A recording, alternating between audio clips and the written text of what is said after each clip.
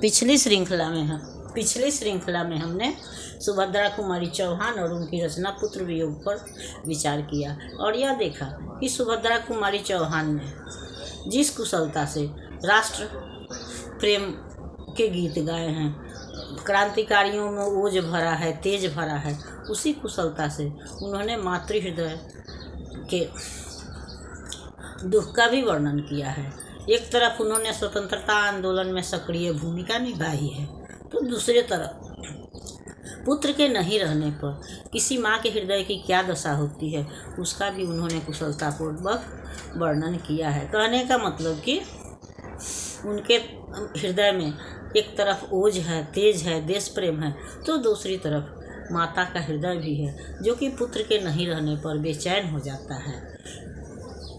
दुनिया चाहे कितनी भी खुशहाल हो, चारों तरफ जितनी भी रंगीनियाँ हों, हरियाली हो, लेकिन अगर किसी माता का पुत्र खो जाता है या कहीं चला जाता है, तो ऐसी स्थिति में उसको है कि पूरी दुनिया जो है वह सूनी सूनी लगती है, वीरानी लगती है। सुभद्रा कुमारी चौहान ने अपनी इसी भावना को अभिव्यक्त किया है, या अपने माध्यम से उन्होंने सारे नारी जगत की भावनाओं को भी अभिव्यक्ति प्रदान की है, उसका भी वर्णन किया है। और उन्होंने यह बताने की कोशिश की है कि बाकी सारे रिश्तेदार, पिता या भाई बहन, दोस्त, सभी किसी व्यक्ति को भूल सकते हैं, लेकिन माता जो है वह अपने पुत्र को कभी नहीं भूलती है।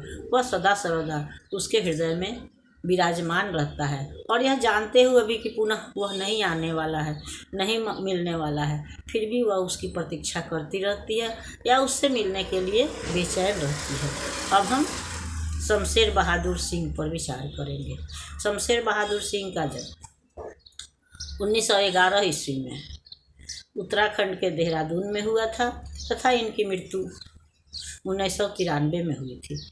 इनकी माता का नाम प्रभुदेवी तथा पिता का नाम तारीफ सिंह था, जो कलेक्ट्रेट में रीडर थे और साहित्य प्रेमी भी थे। इनकी शिक्षा दीक्षा इलाहाबाद में हुई थी और इनकी शादी जो है वह धर्म देवी से 1929 में हुई थी, किंतु 1933 में उनका देहावसान हो गया, अर्थात वो मर गईं। और उसके बाद से इन्होंने दूसरा विवाह भी नहीं किया और इनका जीवन अव्यवस्थित चलने लगा तथा ये साहित्य जगत से जुड़ गए। इन्होंने माया, मनोहर कहानियाँ, रूपाभ आदि अनेक पत्रिकाओं का संपादन भी किया। इन्होंने लिखना तो तीसरे दशक से ही प्रारंभ कर दिया था, किंतु जीवन की अव्यवस्था के कारण या अव्यवस्थित जीवन के कारण इनकी रचनाएं जो हैं वह 19वीं सदी के उत्तरार्ध में प्रकाश में आई। इनकी रचनाओं में एक तरफ इन्होंने सूक्ष्म का भी वर्णन किया है, स्थूल का भी वर्णन किया है, मूर्त का भी वर्णन किया है, अमूर्त का भी वर्णन किया है। इन्होंने अपनी रचनाओं में हिंदी और उर्दू दोनों ही की मतलब अच्छाइयों को इन्होंने ग्रहण किया है। उस समय के यह समय छायावाद के समापन का था या इस समय प्रगतिवाद, प्रयोगवाद प्रारंभ हो चुका था। तो इस समय के जो लेखक थे अपने को छायावाद से अलग दिखाने के लिए कुछ अलग अलग तरह रचनाएं करते थे, लेकिन इन्होंने छायावाद के भी गुण को ग्रहण किया, हिंदी उर्दू के भी गुण को ग्रहण किया और उन सब को ग्रहण करके इन्होंने अपनी एक अलग शैली बनाई, अलग तरह से इन्होंने रचनाएं की जो इनको की अन्य कवियों से अलग करती है। इनकी रचनाओं में चित्रात्मकता है, बिंब है, गतिशीलता है।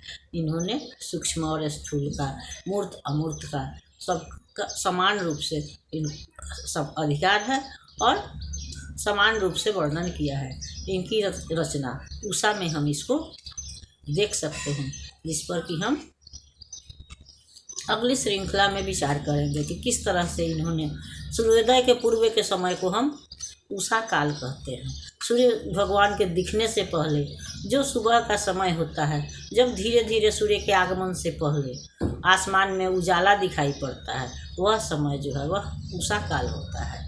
और हम यह भी देखते हैं, अगर हम सूर्योदय को देखें हैं या देखते हैं तो देखते हैं कि पहले उजाला अंधेरा खत्म होता है।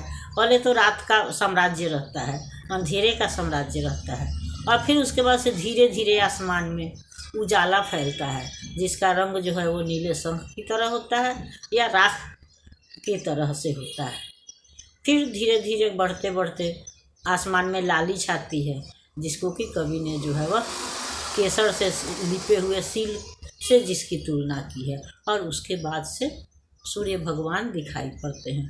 तो इस गतिशीलता को कवि ने जो है वह सामाजिक उपमाओं से, उन्होंने उपमाएं जो ग्रहण की हैं, जो तुलना किया है, वह उदाहरण भी उन्होंने अपने समाज से लिया है, जिससे कि ज़्यादा से ज़्यादा लोग जो हैं वह उनकी कविता को समझ सकें। और प्रायः सभी रचनाकार यही चाहते हैं कि जो हम लिख रहे हैं, जो बोल रहे हैं, वो ज़्यादा से ज़्यादा लोगों तक पहुँचे, या जो ज़्यादा से ज़्यादा लोगों तक इसको समझें।